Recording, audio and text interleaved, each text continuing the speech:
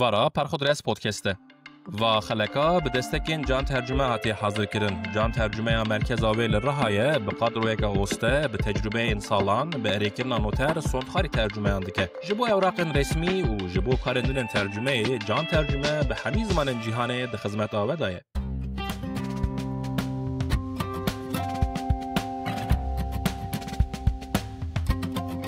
اتیمولوگ سوان نشانیان ده فرهنگ آخای ناوان دا سر اوینی ده بیجه حتی سال 1908 ناوین ترکین باجاری بو لی ایدی خصوصی ناوی کردانه. نشانیان سر معنی آوی ناوی ده بیجه به ترکی حبه گینمه به کردی جی عشق و سودایه. ترک دیل کرومو تدکا سازی زمان ترکی جی ده فرهنگ آخای مزن دا سر اوینی بحثا حبه گینم دکه. استاتیستیک رابر دکن که ناوی اوینی پشتی سال 1990 پوپولر بویه و ایرو جوان دیاربکر مردین و شرناغی بوی ناوی به هزاران کس هنه. نولا گله کلمین به کرمانجی ین به حرفا وی اوین جی سالن پیشی ین اینترنتی لسر فورومان لصحبتین سوسیال مدیای به سالان شش به وی هات نویسین. وک اوین. اوین وسا شش او قاسپر بلا بوکو کم بجی هنه کردان رابون وک حرکت که پروتستوی ناوین زاروکین خوا ده رسمیتا سیستما ترکیه دا اوین دانین سری سالن ده هزاری. سیستمی ندهیشت و ورنویسین لیوان کردان جی دو و